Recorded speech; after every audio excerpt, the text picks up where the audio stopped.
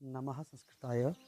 मैं प्रवेश तिवारी आज आपके समक्ष लेकर आया हूँ कक्षा 12 की भास्वती जो पुस्तक है उसके अंतर्गत सप्तम पाठ नय केनापि समम गता वसुमती।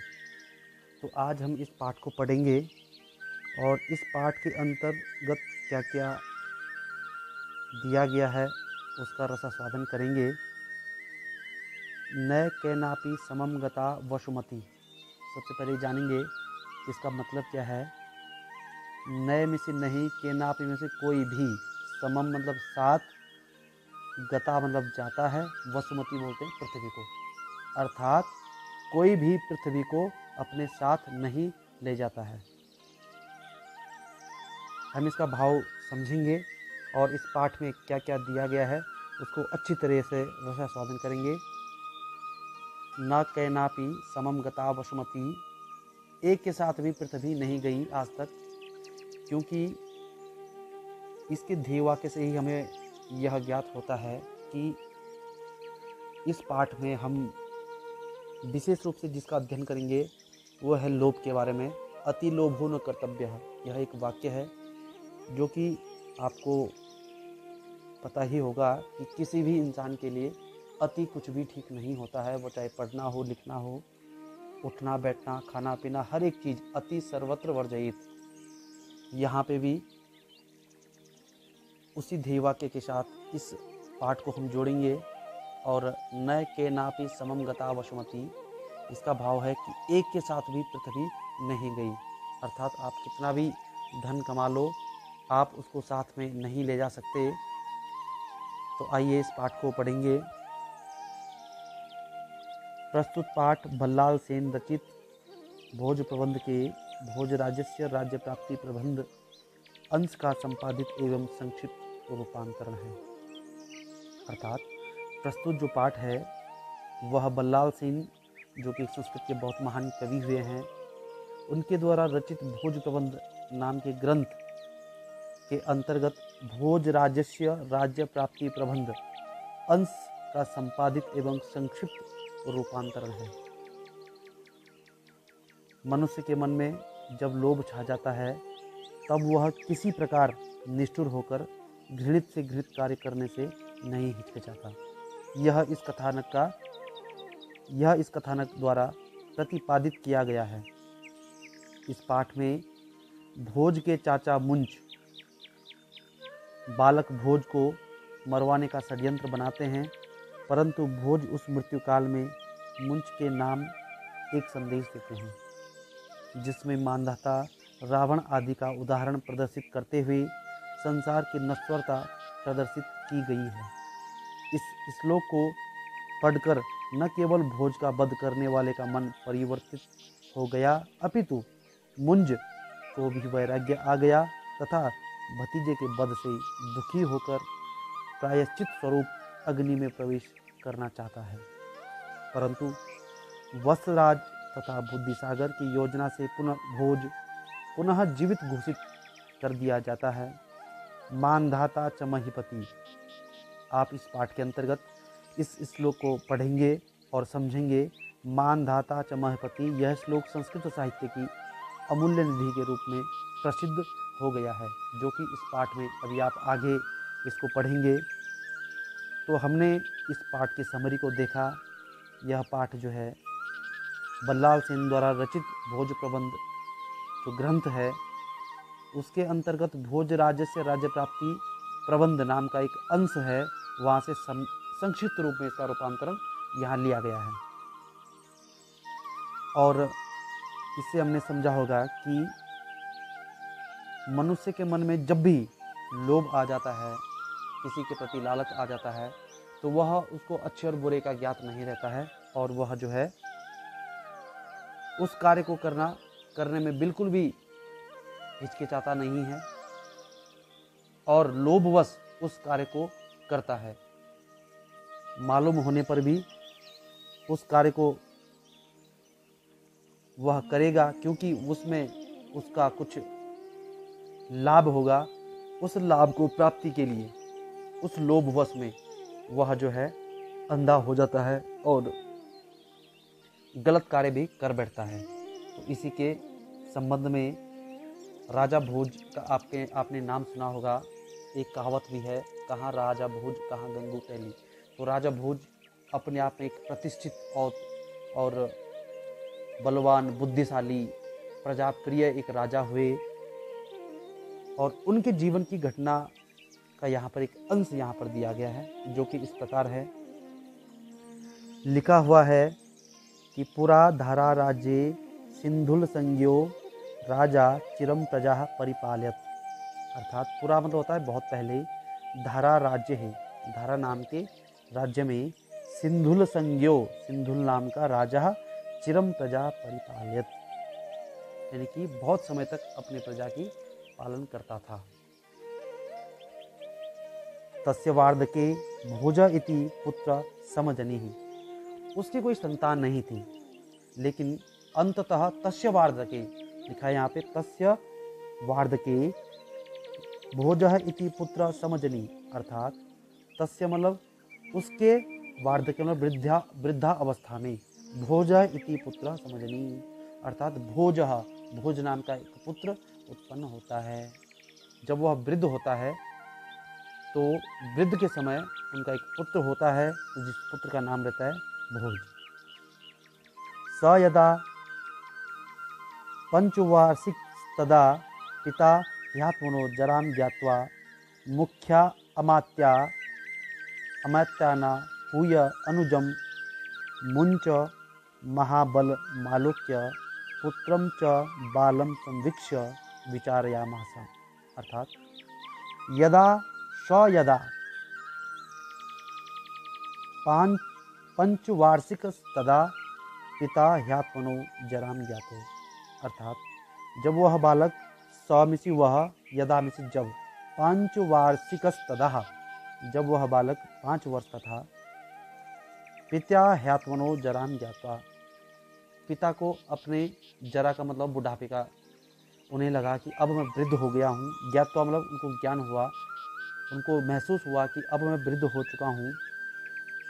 तो मुख्य अमात्या आहो, अपने अमात्य बोलते हैं मंत्री को, अपने अमात्यों को बुला करके और उनसे विचार विमर्श करने लगा।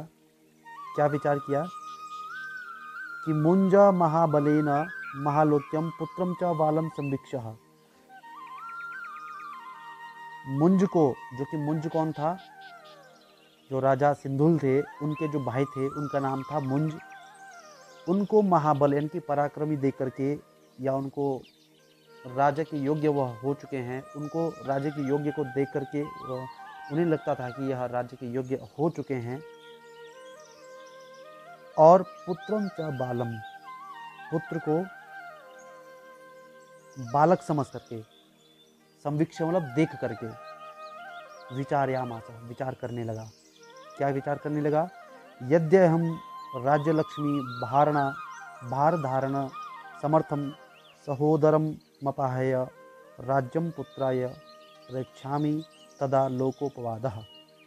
अर्थात यद अहम राज्य लक्ष्मी भार धारण समर्थः, यदि मैं इस राज्य का भार जो हूँ, समर्थ जो कि है, मुंज को न दे करके, राज्यम पुत्राय प्रयच्छामि, ये राज्य किसको देता हूँ? अपने पुत्र को देता हूँ। तदा लोकोपवादः, तो लोग में, इनकी जो प्रजा है उनमें अपवाद होगा। लोग जो है निंदा करेंगे कि राजा का पुत्र राजा बन गया है, तो लोग निंदा न करें, इसके लिए उन्होंने अथवा बालम में पुत्रम मुंजो राजा लोभा दुष्यादीना मार इष्यति। और हो सकता है कि अथवा बालम, मेरे पुत्र के राजा बनने पर जो मुंज है उसको राज्य के लोभ में, मुंजो राज्य लोभात, यानी कि मुंज को राज्य के लोभ से विष आदि नाम, विष आदि देकर मेरे पुत्र को मार इष्यति ही, लिखा है मार इष्यति, अर्थात मेरे पुत्र को मार दिया, और मेरे पुत्र को वह मार भी सकता है।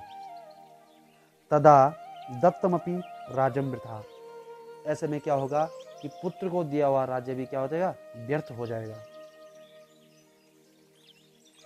पुत्र हानिर वंशो छेदश्च इति विचार्यः राज्यं मुंजाय दत्त्वा तदुत्संगे भोजमात्मानं मुमोच। अर्थात पुत्र हानिर वंशो, अर्थात पुत्र हानिर, पुत्र की हानि, वंशो, और वंश का क्या, वंश का विघटन भी न हो, ऐसा विचार करके राज्यम मुंचाय दत्त्वा, मुंज को राज्य दे करके, क्योंकि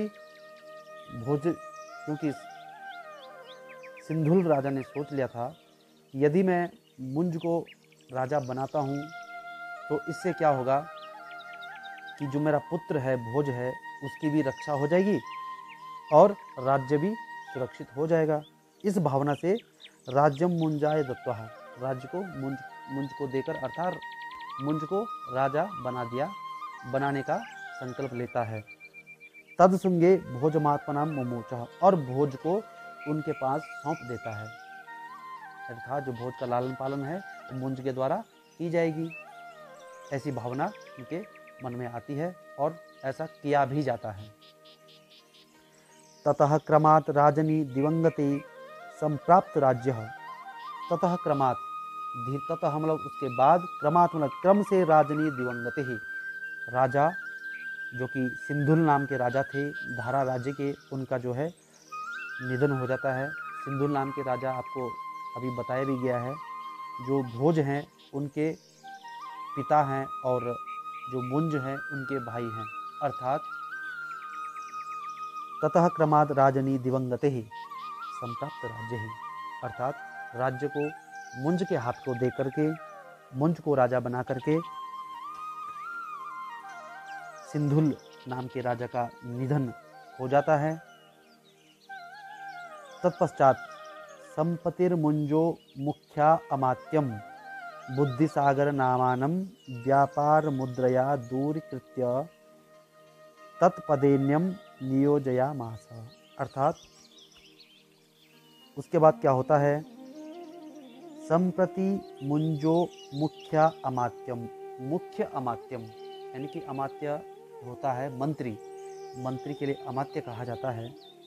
तो संप्रति मुंजो मुख्य अमात्य, संप्रति मतलब कुछ धन देकर, मुख्य अमात्य मंत्री को कुछ धन देकर, जो कि बुद्धिसागर नाम का मंत्री था, उसको जो है कुछ धन देकर व्यापार मुद्रया दूरीकृतः, व्यापार के लिए जो है क्या कर दिया, दूरीकृतः, उनको दूर कर दिया। तत्पदे अन्यः नियोजयामासः, और उसके पश्चात बुद्धिसागर नामानं व्यापार मुद्रया दूरीकृत्य तदपदे अन्य नियोजयामास। अर्थात बुद्धिसागर नाम का जो मंत्री था, उसको व्यापार मुद्रया, अपने व्यापार के लिए कुछ धन देकर दूरीकृत्य, उसको जो है सभी राजकार्यों से दूर कर दिया। तत्पदे अन्य, और उनके स्थान पर तत्पदे अन्यम, किसी दूसरे मंत्री को नियोजयामास मतलब नियुक्त कर दिया। अथ कदाचन सभायां ज्योतिषशास्त्र पारंगत कश्चन ब्राह्मणः समागम्य।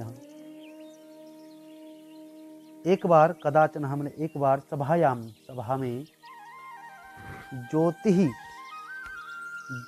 शास्त्रस्य पारंगतः, ज्योतिष शास्त्रस्य पारंगतः, ज्योतिष शास्त्र में पारंगत कोई ब्राह्मण तत्र आगत्य, समागत्य, अर्थात सभा में आता है। राजानं प्राह, और राजा से कहते हैं, क्या कहते हैं, देवः लोकाः माम सर्वज्ञम कथयन्ति। हे राजन, इस संसार के लोग बोल मुझे क्या कहते हैं, लोकाः माम सर्वज्ञम, मुझे सर्वज्ञ कहते हैं।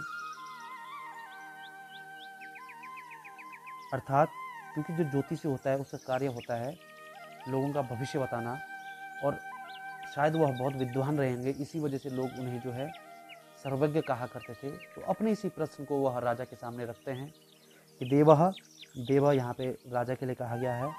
राजा कौन, मुंज। देवः लोकाः माम सर्वज्ञम कथयन्ति, तत् किमपि यथेचम पृच्छ। अर्थात इसके बाद जो है, यदि आपके मन में तत्किमपि यथेचम, यदि आपके मन में कोई इच्छा है तो पृच्छ, ऐसे राजा से कहा। किसने? ज्योतिष ने। इससे आगे हम अगले भाग में पढ़ेंगे। धन्यवाद। और आप जो है मन लगाकर इसको ध्यान से सुनेंगे, पढ़ेंगे। आशा करता हूँ कि आपको जरूर समझ में आएगा। धन्यवाद।